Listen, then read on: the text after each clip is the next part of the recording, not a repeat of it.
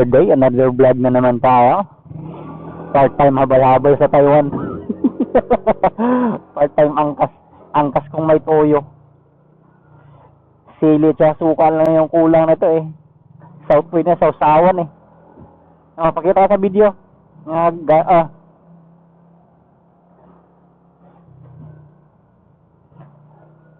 Maganda yung isang helmet mo. Kaso yung hirap na may stoplight pa rin. Dumaan muna kami ng sandwich. Ang sarap ng mga sandwich nila dito sa Taiwan. Magkano yun, lab? Ha? Magkano?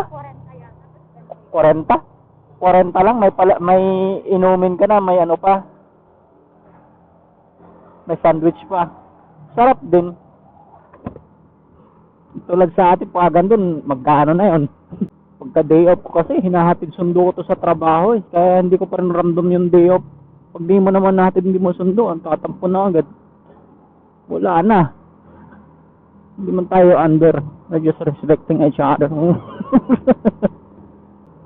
Ang dami-dami ng mga bagong empleyado yung Taiwan.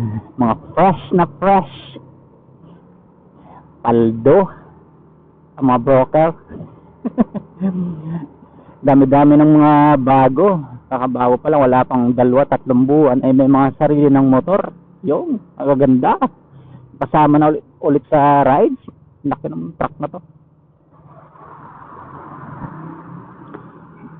Makasama na agad sa rides. Kaso ang tanong doon, sana lang may mga lisensya na agad.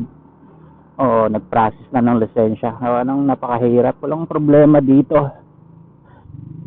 Pero kung nagkaroon ka ng problemang sa kalsada at wala kang lisensya, it's a big problem talaga. Stoplight mga boss. So going back to basic mga boss, na-edit na natin yung last vlog natin about this Insta360 X5 Championship Edition ni Marc Marquez. Pero yan nga, since wala tayong microphone, intercom lang ng Moto A2 yung gamit natin na connect. Stoplight again within 17 seconds. Ang parang mahina yung boses niya o something, hindi naririnig yung surroundings. Tingnan yata andar ng motor, hindi naririnig.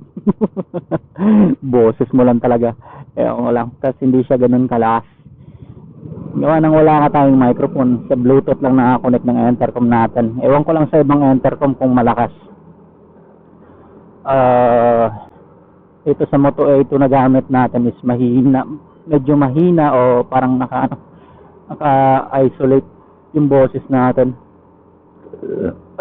Busog sa nabusog sa sandwich, sarap. Sa halagang 40, busog ka na, grabe. Sarap mo talaga, Taiwan. Ang lalaki ng truck na nadaan dito. Turn right, dito na tayo. Turn right or turn left, turn right or turn left. Diretso na lang. Sana pag sahod di makabili na ng Sana pala mabigyan ng pambili ng microphone para matest naman yung quality. Okay naman yung quality ng kahit sa intercom lang, pero nga masyadong parang mahina o sadyang hindi ganun siya may tumawid. Ganun ka komportable para sa akin. So haba naman ng na to, may dala pang bit pang laki ng truck. Kaya kailangan natin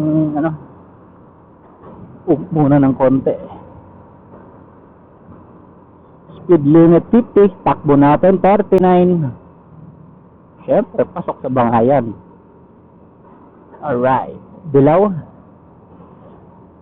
May pula dito sakali, stoplight, motor lane sana dito sa kanan, kaso daming na parking sa gilid-gilid.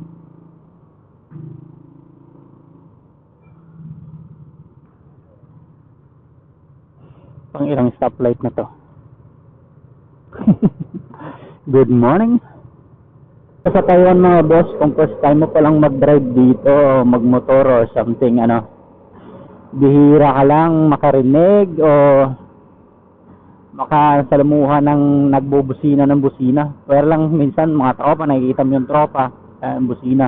Pero dito something, di katulad sa atin na kahit maliit na bagay o ano, busina ng busina, kunting pagkakamali, busina ng busina. Dito mga boss is napakasulid. Kahit pag gitgitan ng gitgitan yan sa traffic, hindi ka makakarinig ng may bumubusina. Pwera lang pag sadya talagang sobrang close na ano, saka yung mga ibang matatanda na ano.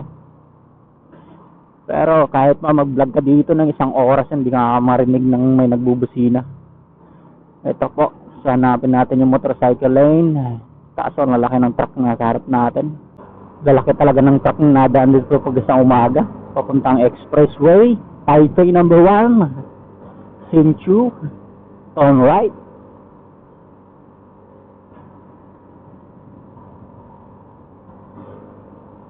Yun o. Uy, nag-overtake pa rin. Solid double white. Pwede. Relax lang tayo. Di na kailangan mamadali. Tulad niya, stoplight pa rin. Kaya dito, useless siguro. Pag karga ka ng motor mo, ganun pa rin. Daming stoplight kasi. Wala siguro pag papunta ka doon sa mismong south, dadaan ka sa kalsada na bibihira lang yung ano, camera. Pag nagkataon, lala, yari ka talaga. Aba ng stoplight na yun dito sa unahan, yun, makabilaw na naman agad. Dilaw sabay pula, diba? Kakago lang. Useless talaga yung ano dito. Kahit gaano ka pa kabilis, mag-abot pa rin kayo sa stoplight. Yeah, chill rides. 1-8 Park. Tulad ng ganyan. Ganitong oras kasi papasok tsaka pa-out sa trabaho yung mga tao dito. Kaya pag ganitong oras, daming sasakyan talaga. Motor, kotse. Kaya ride safe talaga pag ganitong mga oras. Para para safe. We're going to turn right. Alright. So dito napakaraming camera, napakaraming stoplight talaga, and pag nasa area mo na o sa location mo, syempre alam mo na saan banda nakalagay yung mga naka-install yung mga camera. Nagawa, magma-minor ka na lang kung sakali alam mo nasa area ka na ng may camera, o di kaya sipat kilatis talaga, sipat kilatis. Minsan may mga pulis na nasa gilid-gilid, may hawak na mismong camera for overspeeding, namamaril lang overspeeding, kaya yari ka talaga. As I said mga boss, simula kanina na yung nag-record tayo, hindi pa tayo nakarinig na may nagbusina. Diba? Panoorin nyo lang simula sa umpisa. Simula nung nag-record tayo, wala pa tayong narinig nagbubusina. Ganun ka solid dito. Siyempre, ang pinakadelikado nang dito sa mga kanto-kantuhan. Kala mo safe dito sa motorcycle lane? No, it's not all the time. Kasi minsan may mga matatanda o something na ewan, bigla lang liko o biglang nalusot, walang signal o something pero hindi ka makarinig na may nagbubusina. Kaya kung sakali, yan dapat natin ingat-ingatan. Sabagay wala namang perfecto pero mas maganda, pinakamaganda pa rin mag-iingat. Alright, there's a camera within 257 meters, speed limit 50, takbo natin 30. Yan, dito may camera sabay stoplight. Curious anong itsura ng camera dito yan yung itsura, and saka dito banda ay sumingit yung bus, wala, hindi makita. Papakita ko sana yung itsura ng camera. Ayan, biglang pitik. Lakas ng ilaw. Kala may pinagturan lang ng basic lang, kaso overspeeding. Patapos na naman ng winter. Sigurado camping na naman to. Preparation. Prepare na tayo ng mga gagamitin natin para sa camping. Lutuan, tent, utensils, etc. Pera. Doon ang sigurado dagat trip, ilog trip, mountain trip, yan mangyayari. Gawa ng tapos na yung winter eh. Ang hanapin naman, pag antong mainit, ang hanapin naman yung malamig na area. Yon. Kaya doon naman tatambay. Nitong nakaraang winter, hinahanap nila syempre yung snow mountain o saan yung nag-i-snow. Syempre yung iba ayaw talaga sa malamig, kaya hindi nagala. This is me again, Ayos from Ayos TV. Alright. Nakapag-vlog na naman si Ayos TV. Good morning sa lahat. It's 8:38 in the morning, mga boss. I'm manager, chill rides. Pasok sa trabaho, pa uwi, chill rides. Takbong 30 lang. Hindi na kailangan makipaghabulan. Pupunta tayo sa malayong biyahe o long rides. Yun, pwede. Kaso malala. Nakakatakot yung overspeeding ngayon. Mas pinahigpit, mas pinalawak, mas binabantayan. Dahil sa daming nagkaroon mga disgrasya o something, kaya mas pinahigpit yung overspeeding talaga. Ayun ang nakakatakot. We need to turn a right, turn left. Turn left tayo, mga boss.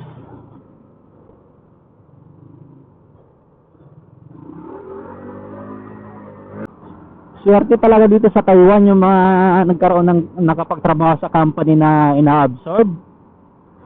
Oo, nabigyan sila ng chance na magkaroon ng wantusawang trabaho dito. Swerte talaga. Siyempre, pag nakapag-ipon ka na at okay nang makapag-ano sa Pinas, di bigyan ng chance na makapagtrabaho habang gusto nila. Napakaganda. Siyempre, pag napag-ipon na, di saka umuwi ng Pinas kung gusto mo. Di kaya dalhin mo na lang yung pamilya mo dito. Pero hindi lahat. Kahit pa sabihin na ng government na marami pa rin company na hindi kaya i-provide o ibigay lahat sa lahat ng mga gagawa nila. Kaya swerte talaga yung nabigyan, yung hindi katulad namin malabo. Gagawin wala. Uwi ng Pinas hanggang 12 years lang kotse na to. Ay nga ito hanggang 12 years lang tayo di ipon na lang para pag uwi ng Pinas may pagpaaral sa mga anak. May makain pa, negosyo, maalay natin. Sana swertein. Out na sa trabaho yung mga people, hanap na ng pagkain. Siyempre mga hindi satisfied sa pagkain na binibigay ng company, siyempre karinderya yung punta, di ba?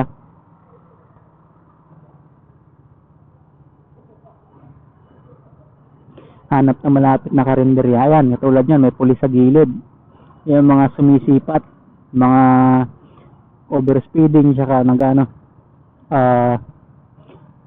red light, pa-text lang, pa-chat lang, mabiting the red light. Kaya mas mahigpit na talaga ngayon. Kaya sipat kilatis talaga sa biyahe. Ayan ipo-focus natin.